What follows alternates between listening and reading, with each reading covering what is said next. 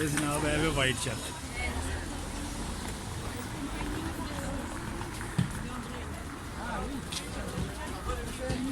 वो खड़ा है गोल्डन मैन वाइट चर्च दे विच।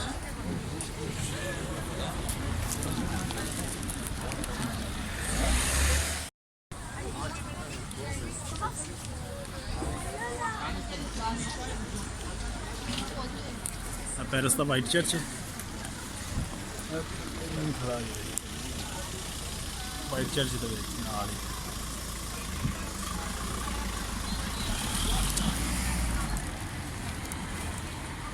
ही गोल्डन मैन जेडे ना वर्दी चेंज करते हैं पे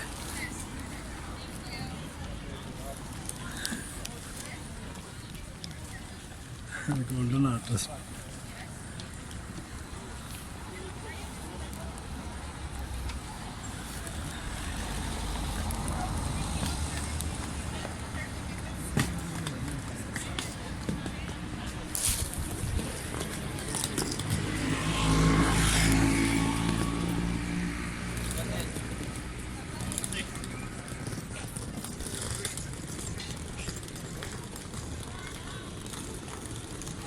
गोल्डन है वाइट चर्च है थोड़ा पे रास्ता।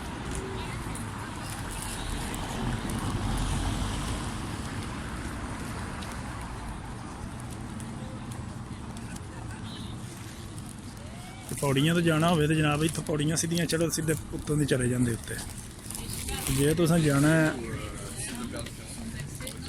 लिफ्ट से तो भी है वे सिस्टम इत्थे।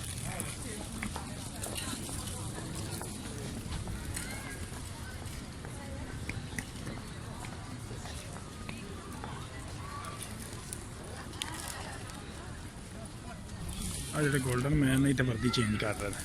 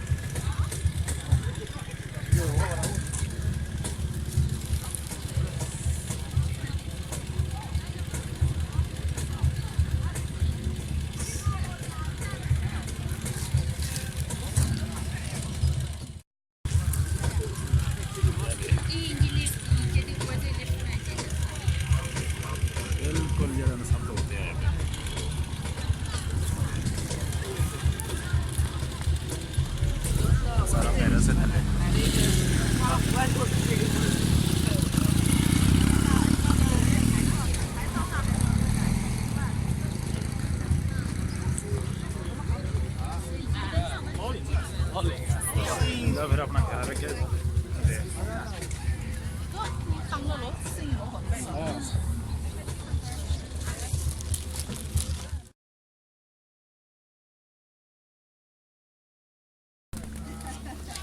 जनाब इतने हम थले लै रहे हैं।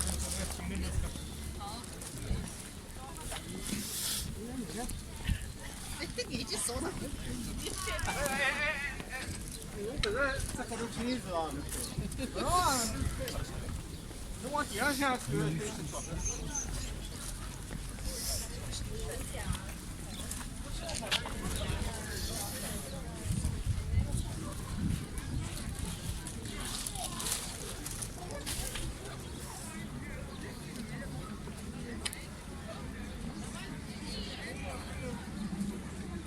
خلاص